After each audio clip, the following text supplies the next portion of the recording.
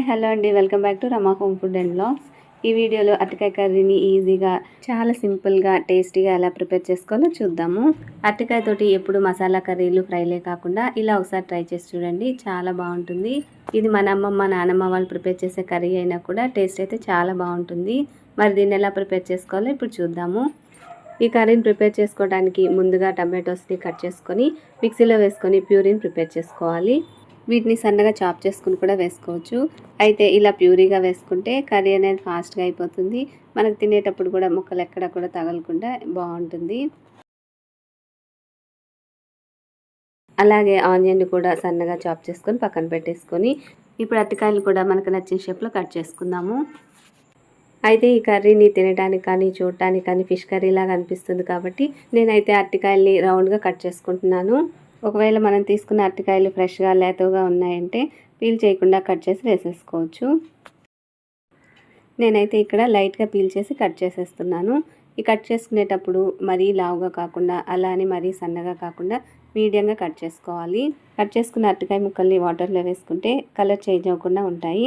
ఇలా అన్నీ కట్ చేసుకుని వాటర్లో వేసేసుకున్న తర్వాత ఇప్పుడు వీటిని పక్కన పెట్టేసుకొని స్టవ్ మీద ప్యాన్ పెట్టి 4-5 టేబుల్ స్పూన్స్ దాకా ఆయిల్ వేసుకోవాలి. ఆయిల్ హీట్ అయ్యాక 1 స్పూన్ ఆవాలు, 1/2 స్పూన్ జీలకర్ర, 1/2 స్పూన్ మెంతులను వేసుకొని ఫ్రై చేసుకోవాలి. ఇవి కాస్త ఫ్రై అయిన తర్వాత సన్నగా చాప్ చేసుకున్న ఆనియన్స్తో పాటు కొంచెం సాల్ట్ కూడా యాడ్ చేసుకొని ఫ్రై చేసుకోవాలి.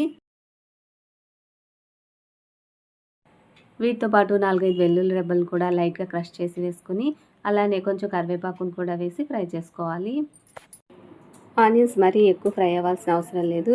ఈ విధంగా కొంచెం ఫ్రై అయిన తర్వాత ఇప్పుడు ఇందులోకి అరటికాయ ముక్కలను వేసేసుకొని అందులోనే రుచికి సరిపడా ఉప్పు, కొంచెం పసుపు, కారం కూడా యాడ్ చేసుకొని ఇవన్నీ ముక్కలకి బాగా పట్టేలాగా ఒకసారి బాగా మిక్స్ చేసేసుకుని వాటర్ ఏం వేయకుండా ముక్క కాస్త మెత్తబడే వరకు మూత పెట్టి ఉడికించుకోవాలి. ఈ అరటికాయ ముక్కలు ఒక 50% ఉడికితే సరిపోతుంది. మరీ మెత్తగా ఉడికినా కూడా ముక్కలు విరిగిపోతాయి.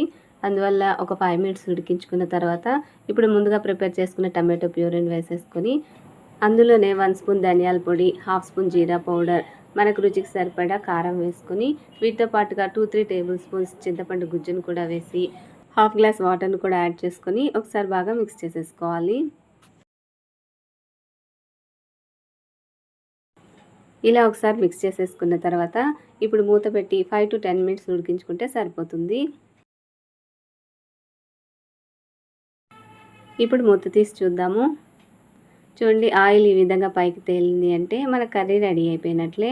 ఫైనల్గా కరివేపాకు వేసుకొని కొంచెం కొత్తిమీరతోటి గార్నిష్ చేసుకుంటే ఎంతో టేస్టీగా ఉండే అరటికాయ కర్రీ రెడీ అయిపోతుంది. చాలా సింపుల్గా ప్రిపేర్ చేసేసుకోవచ్చు. అలానే టేస్ట్ కూడా చాలా బాగుంటుంది. చూడండి, అరటికాయ ముక్క కూడా చక్కగా ఉడికిపోయింది. ఇంకా మన కర్రీ రెడీ అయిపోయినట్లే. చల్లారాక మరి కాస్త చిక్కబడుతుంది కాబట్టి ఈ స్టేజ్లో స్టవ్ ఆఫ్ చేసేసుకుంటే సరిపోతుంది.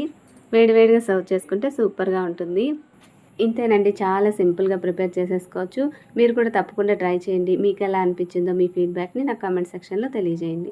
వీడియో నచ్చితే లైక్ చేసి ఫ్రెండ్స్కి, రిలేటివ్స్కి షేర్ చేయండి. అలానే మన ఛానల్ని సబ్స్క్రైబ్ చేసుకుని పక్కనే ఉన్న బెల్ ఐకాన్ని క్లిక్ చేయండి. Thanks for watching.